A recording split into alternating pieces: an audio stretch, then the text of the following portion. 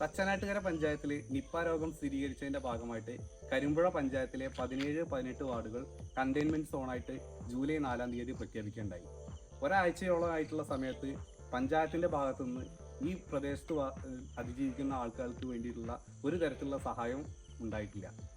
ഈ പ്രഖ്യാപനത്തിന്റെ മുന്നേയായിട്ട് ഒരു അനൗൺസ്മെന്റ് വേണ്ടി മാത്രമാണ് പഞ്ചായത്തിൽ നിന്നുള്ള രീതിയിൽ അവിടെ നാളിതുവരെ പോയിട്ടുള്ളത്.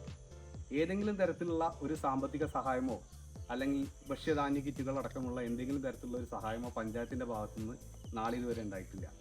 സാധാരണക്കാരായിട്ടുള്ള ആളുകൾ കൂലി വേല ചെയ്യുന്ന ആൾക്കാരൊക്കെ ജീവിക്കുന്ന ഒരു പ്രദേശമാണ്.